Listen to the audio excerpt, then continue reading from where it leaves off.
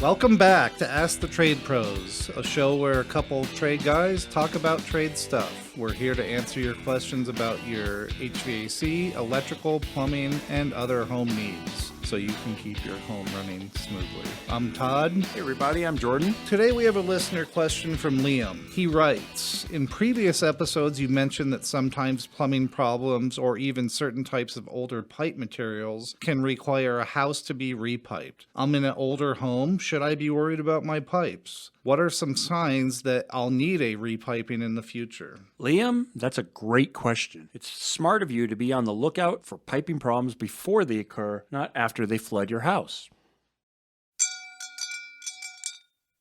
First, let's talk about some of the signs you should watch out for if you're not sure whether or not you need a repipe. Well, the first question would be, right, do you have leaks? Right?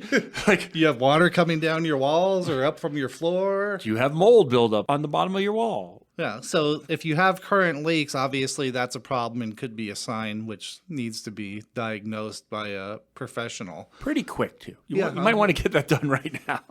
Yeah, nobody likes black mold, right? Well, restoration companies do. So a few things, really. I would start with, what is the age of the house? How old is the home? What type of piping is it? Is it galvanized piping? Is it copper piping? Is it polybutylene piping? Is it PVC? Is it CPVC? What type of piping is it? And how does it run? Does it run under your slab and come up through the concrete? Is it ran overhead? Can you even see what type of pipes it is? So those are all questions that you would need to know on the front end, in which most people can tell just really based off of the year of the house. During certain periods, galvanized was more prevalent, and then during 70s, late 60s through 70s, 80s, copper piping, then polybutylene piping, which was a complete failure. Yeah, a lot of the polybutylene's been replaced at this point because it failed so quickly and so often. There's not as much left as there used to be. They mostly failed at this point. Yeah, and regarding the piping, some piping can be fixed. If you have galvanized piping and it's leaking, that was all threaded together in pieces, so you can't necessarily do a repair. And typically when you touch galvanized piping, if it's in bad enough shape to be leaking, you don't want to attempt to repair, because that typically turns into a nightmare and you're repairing leak after leak. So that's a good point, Todd. So we were talking about what signs you should watch out for. Obviously, there's the age of the pipe and the wear, and whether there's been water treatment on it, because if you don't have a water treatment, you've let a lot of contaminants into the piping, etc. But type of pipe is very specific. If you have galvanized or you had poly, those two pipes are almost impossible to repair. Anytime you go to touch any problem with it, you break more of it, or the vibration cracks more or shakes more. And in those cases, you should almost always be looking at repipe rather than repair, because you're just going to be doing repair after repair after repair after repair. So repipe is the way you'd want to be looking if you have any kind of problem with those two types. Copper's a little bit different. Yeah, it is. So copper typically can be repaired, but if you have, when copper became popular at first, it was all ran under slab. So what type of flooring do you have? Is it leaking from the slab? Because if so, that could be costly too, and you might want to consider a repipe and what we call a reroute, and go in the walls and above head rather than underground, because it costs flooring costs a lot of money nowadays. Saw cutting your concrete and digging under your house costs money, so you might be thousands of dollars just to repair underground pipe repair versus... So somebody's also going to be looking at the situation, the layout, not just the piping you're saying. Maybe look at how it is or where the problems are occurring. Certain aspects, I know copper tends to respond to hot water. You can have issues on the hot water side of copper. It tends to get more pinhole leaks that way. Yeah, and do you have recirculating pumps? That's another good point. If you have a recirculating pump on a copper line, they tend to get pinholes, and that's all repairable if it's copper, and especially if it's above ground. What else we got, Jordan? Well, we're talking about signs you might want to look at. Water pressure can be a sign. So a lot of customers will notice, they'll say this house never had good pressure, and we'll put a pressure test on the service riser, the incoming water location where the water comes from the municipality. Pressure's good, but inside the house, no matter how many faucets we change out, angle stops we remove and open up, still have pressure issues. Some of that could be buildup in your pipes, at which point, if you have a lot of buildup inside the freshwater supply, a repipe might be a way to go, not just because of leaks, but because you'll get a more effective and efficient water system within the whole house. Yeah, and too high a pressure can burst pipes as well. So if your pressure is too high, Yeah. you can run a risk. Bigger's not always better, right?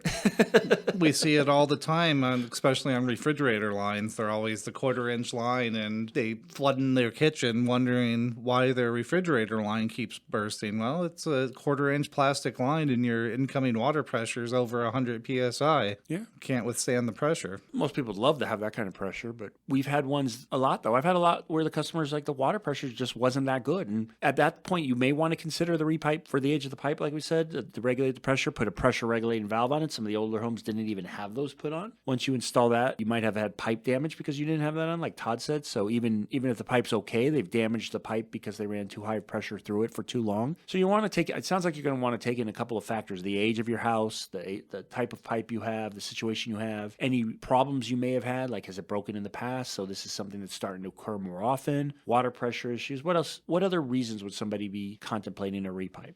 I think we about covered it. My personal opinion would be this: if you have galvanized pipe or polybutylene pipe, you shouldn't really be considering. I would just automatically go to a repipe at that point, because that's going to be, eventually it's going to be a problem. If it's not a problem right now, it's going to be a problem, and it could be a costly problem at that. Right. If you do need your home repiped at some point, don't panic. Let's go over what you should expect in the repiping process so you're a little more familiar with it. A lot of customers get worried the water's going to be off. We're going to be punching dozens of holes in their wall. So we're going to walk you a little bit through how the process works. Let's start with the process, Todd. Should they have a leak in their house? What's the process normally look like?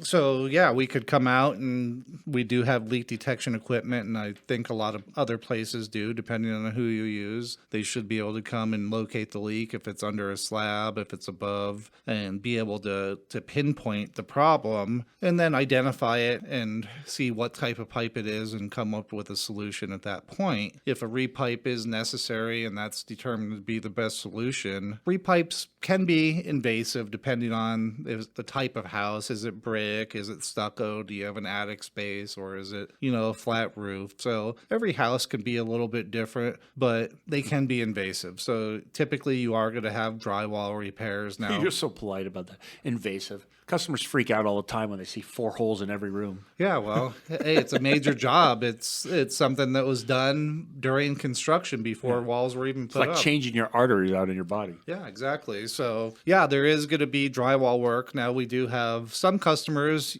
want to leave the house. They don't want to be around when all this work is going on. But is it necessary to leave? No, not necessarily. You can remain in the house. And typically, depending on the square footage and how many bathrooms, there's a lot of variables, but you can expect it to be a few days. Now, typically, I know what we do is we'll cut all of our holes, run all of our lines, get you temporary water if we have to, and then you'll be normally without water that last day or last few hours when they're making the final connections and testing. So all in all, it's not a bad process. You will have a lot of drywall, though, most of the time. So these modern tract homes, there's attics, crawl spaces where you can go, we can run the pipe. But in a lot of older homes, they still have to punch holes in the wall to run it down to your faucet, run it down to your shower, run it down to every water fixture, run the outside pipe, etc. As Todd said, brick's a little bit harder because they have to run either external pipe or drill holes or run tracks. So you will have that. Even after the repipe is done, we're going to have to come back and patch drywall up and close it up and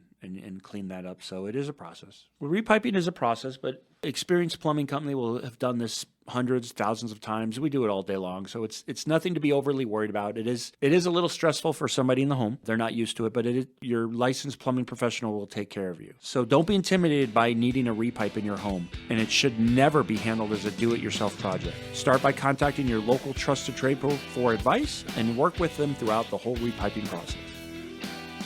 Thank you for listening to Ask the Trade Pros. We release new episodes every other Tuesday, so be sure to subscribe and follow us wherever you listen to podcasts. If you have a question you would like us to answer on the show, please leave us a voicemail or an email, and we may feature your question in an upcoming episode. That information is in the show notes. This podcast is sponsored by the good folks at Done Right Services. As always, thank you for your support.